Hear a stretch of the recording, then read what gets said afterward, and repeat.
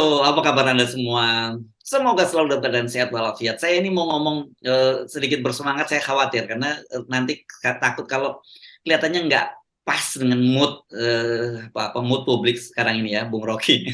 Karena ini saya baru membaca pernyataan dari Pak Luhut dan ini ada video-videonya juga beredar. Pak Luhut itu rupanya dalam soal pemberantasan korupsi mengingatkan KPK-nya. Ada Firly juga kalau nggak salah hadir di situ yang mengingatkan bahwa ini KPK ini jangan terlalu sering lah OTT ini yang membuat jadi citra bangsa kita itu tambah jelek gitu di mata dunia. Nah, biasanya Pak ini pasti berkaitan dengan investasi yang masuk ke Indonesia gitu. Saya lagi mikir-mikir kenapa OTT-nya disalahin ya, Bung Rocky.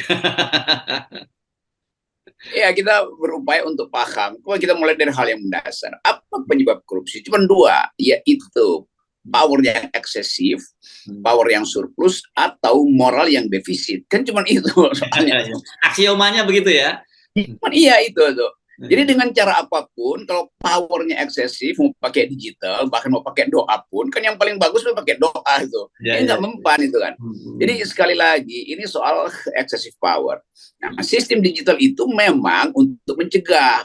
Tetapi kan penjelasannya demi mencegah, itu artinya potensi untuk korupsi nggak berkurang. Itu soalnya. Jadi orang tinggal pilih secara efisien. Kalau dipantau secara digital, maka memang birokrasi lebih tertib. Tetapi potensi korupsi itu nggak akan berkurang juga. Karena ini soal tadi perimbangan antara yang mengawasi dan yang diawasi. Yang paling bagus adalah sistem demokrasi di mana ada oposisi. Di situ pasti korupsi berkurang tuh. Karena kekuasaan itu terbagi antara yang memerintah dan yang mengawasi. Kalau sekarang nggak ada yang mengawasi. Jadi nggak mungkin itu diandalkan. Memang betul aja Pak Luhut memang betul. Kalau ada e-government, e-katalog, maka lebih mudah diawasi. Tapi tetap itu pengawasan. Jadi kalau kita bikin kerangkanya tuh, pertama diawasi oleh doa, suruh berdoa, lolos. Diawasi secara semua koruptor kan jago doa semua kan. Jadi buat apa tuh? Lalu diawasi dengan digital, lolos, ke OTT. Jadi itu cuma pilihan metode aja. OTT sama efektifnya dengan mencegah lewat doa, sama efektif mencegah dengan digital. Tetapi kalau doa nggak berhasil, digital nggak berhasil, ya OTT aja kan. Jadi ada benarnya Pak Mahfud dan Pak Luhut, tetapi juga jangan salahkan OTT. Karena itu teknik untuk membeku kan. Jadi sekali lagi novel juga hanya benar karena dianggap bahwa ya justru di OTT itu diperlihatkan bahwa orang bahkan dengan sistem digital bisa lakukan transaksi online dia hindari ya transaksi bawah meja tuh. Karena ini nafsu kekuasaan dan jadi kita simpulkan aja bahwa sumber korupsi cuma dua, surplus kekuasaan atau defisit moralitas. Gampang itu. Ya. Tapi digital banyak kita tahu digital tapi bisa lihat juga tuh. Ya.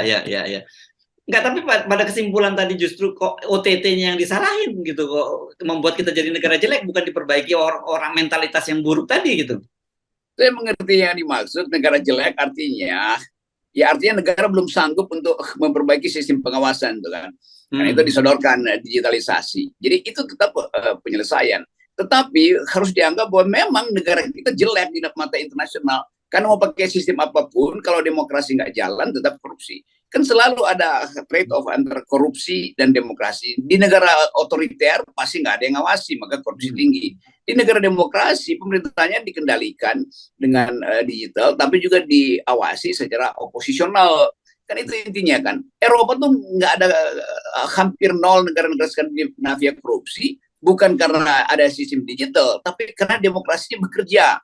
Jadi kita mesti lihat sistem politik, karena korupsi itu ada di dalam sistem politik. Kalau orang diawasi dan dia punya surplus kekuasaan, dia disuruh, lo digital lo gak beli itu sekaligus. Kan gampang aja tuh. Jadi tetap kita ingin agar supaya ada oposisi. Jadi etika tertinggi dari politik adalah adanya oposisi. Buat apa oposisi? Ya buat mengawasi kekuasaan yang power to corrupt. Dan itu yang mestinya kita ingat. Kalau dia gagal, ya itu artinya kita belum mampu untuk menerangkan pada pejabat publik bahwa dia itu pejabat yang dipilih oleh rakyat untuk mensejahterakan rakyat. Artinya etikabilitas tidak diperhatikan, orang cuma terus elektabilitas. Kan pejabat publik itu selalu harus dibarengi dengan tanggung jawab sebagai public servant. Nah, pendidikan politik semacam ini yang justru kita lagi dorong di partai-partai supaya ada kurikulum etika politik di dalamnya. Nggak usah bilang kurikulum anti korupsi lah, semua orang merasa kok partai politik dianggap koruptor. Bilang, nggak usah bilang etika politik. Di dalam kurikulum etika politik dimasukkan prinsip-prinsip demokrasi supaya dia tanpa sadar dia paham bahwa korupsi itu bertentangan dengan demokrasi. Jadi itu sebetulnya yang saya kira udah bertahun-tahun kita inginkan, dan tiba-tiba sekarang jadi soal teknis. Kan memberantas korupsi bukan soal teknis, digitalisasi itu soal teknis aja. Tapi korupsi itu awalnya adalah bolongnya pertahanan etis dari para pejabat. Ya, kita paham kan memang tugas dari KPK itu tidak sekedar OTT gitu ya, ada kita paham itu ada soal pencegahan dan sebagainya. Tetapi kan yang menjadi masalah kan OTT itu terjadi karena perilakunya korup gitu, dan kemudian orang menyalahkan KPK karena kalau gitu KPK gagal dong, tidak bisa membuat infrastruktur yang bisa mencegah korupsi gitu. Betul, dan bukan tugas KPK untuk bikin digitalisasi government, kan pemerintah. Jadi pemerintah bilang kami udah digitalisasi, kenapa KPK masih menangkap OTT? Kalau itu boleh kita debatin, kan belum ada sistem digitalisasi itu kan. Bahkan yang namanya e-katalog itu, digitalisasi itu bisa dimanipulasi juga, dan banyak hal yang justru berasal dari upaya menghindari e-katalog, maka dilakukan transaksi hand to hand gitu. Dan itu yang di OTT-kan. Jadi kerumitan-kerumitan itu bisa kita urai sebetulnya kalau cara berpikir kita lengkap gitu, bahwa boleh bagus nanti figurisasi pemimpin publik itu jadi baik karena dia tidak di OTT. Oh iya, tetapi dia tercegah untuk korupsi karena digitalisasi. Dia tercegah, bukan dari awal dia tidak ingin korupsi. Kan mestinya kita ingin dari awal pejabat publik tidak ingin korupsi, sehingga tidak perlu digitalisasi, tidak perlu doa, tidak perlu OTT. Nah, untuk membuat politisi itu dari awal tidak ingin korupsi, pastikan ada oposisi supaya dia langsung diawasi oleh partai oposisi kan. Pengawasan paling kuat adalah kalau ada pengawasan eksternal. Audit paling bagus kalau audit eksternal tuh. Jadi audit eksternal dalam politik namanya oposisi. Sekarang Pak Jokowi serap semua mereka ke dalam kekuasaan, maka mereka jadi surplus, maka mereka korupsi kan. Jadi logika itu yang mesti diingat tuh, supaya kita bisa lihat lebih lengkap perspektifnya. Jadi bagus kalau Pak Luhut menginginkan digitalisasi, tetapi Pak Luhut mesti paham bahwa rekrutmen politisi itu tidak berbasis pada etika tuh. Jadi dari awal orang masuk kekuasaan untuk korupsi. Dipasang digitalisasi dia bisa atasi itu karena memang niatnya untuk korupsi. Jadi sekali lagi, karena surplus kekuasaan tanpa oposisi maka korupsi, karena defisit etikabilitas, moralitas menyebabkan orang bergandengan tangan untuk melanggar aturan-aturan etis itu. Ya.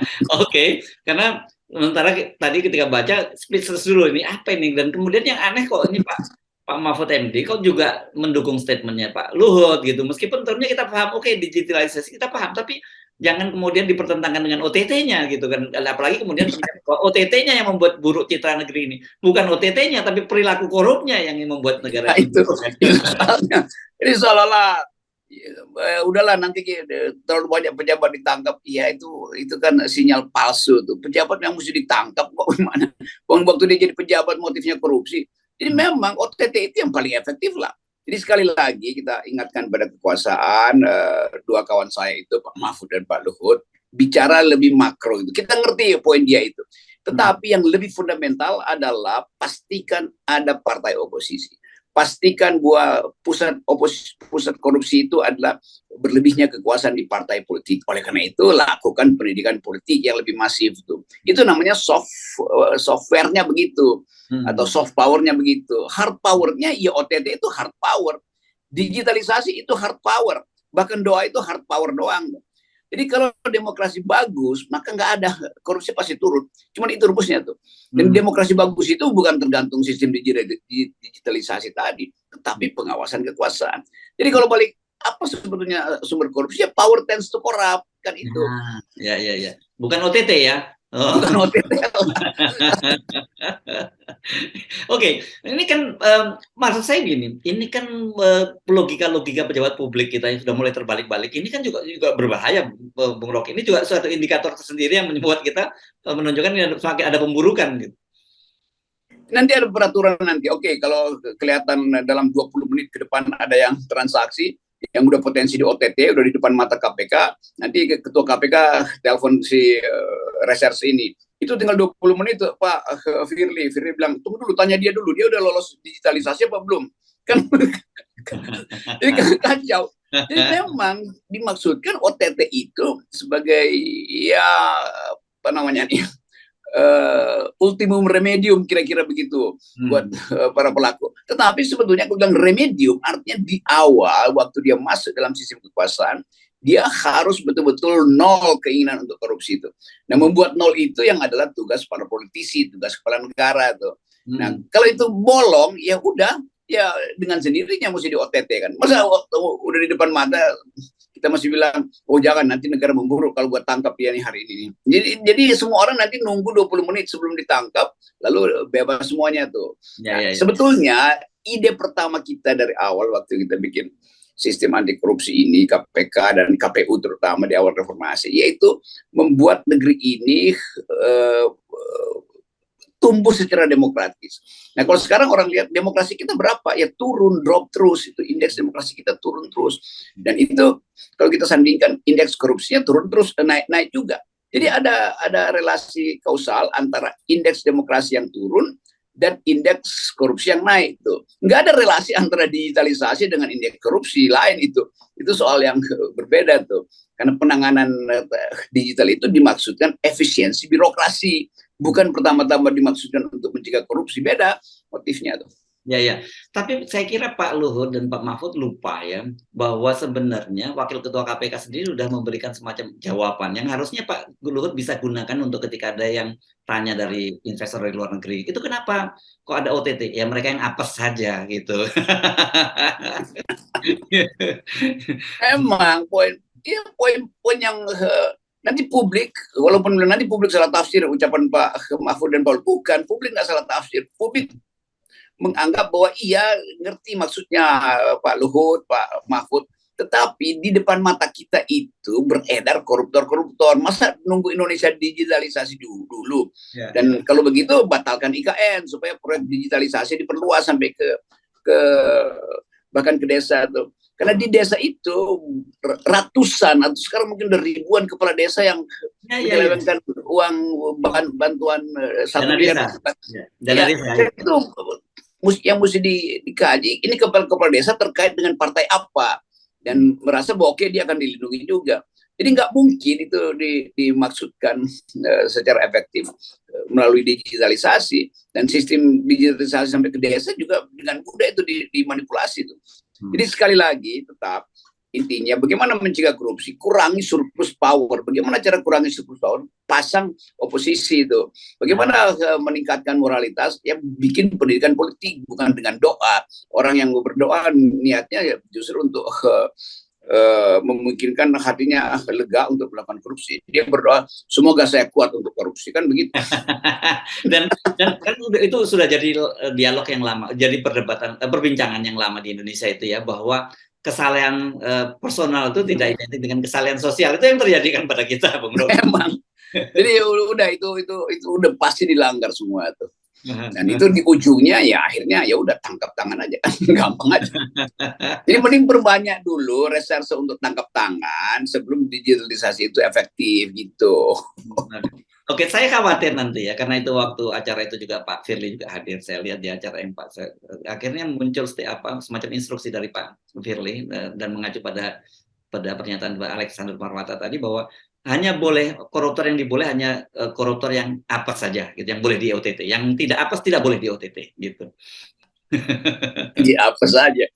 Satu hal lagi, kalau yang ngomong itu Pak Mahfud atau Pak Luhut, walaupun ada benar-benarnya, orang nggak peduli lagi omongan itu. Pasti orang akan pelintir, kok memang mau dipelintir sama publik. Kenapa? Karena dua menteri ini adalah ada di istana tuh. Jadi mesti dianggap orang udah muak dan nggak peduli lagi ucapan istana. Mau benar apa nggak benar, dianggap udahlah kalian udah udah mau selesai kok masa kuasanya itu. Itu juga berbahaya karena tetap aja ada poin yang ingin diucapkan oleh Luhut, oleh Mahfud, tapi masalahnya orang udah nggak percaya. Jadi lebih baik survei dulu kenapa orang nggak percaya, walaupun yang diucapkannya baik. Apalagi kalau diucapkannya buruk, ya udah tuh. Begitu dibilang OTT nggak berguna, ya itu semua orang merasa, oh kalau begitu diizinkan dong korupsi itu. Kan begitu kesimpulannya. Oke, baik. Terima kasih, Bung Rocky. Jadi kalau kita tetap saja kita aman, kita nggak akan khawatir kita apes karena OTT. Ya, kita maunya 0%. OTT. Yes. 0% itu 0 transaksi. Oh ya, 0 tanpa transaksi. 0 tanpa transaksi itu OTT namanya. Ya, oke. Oke.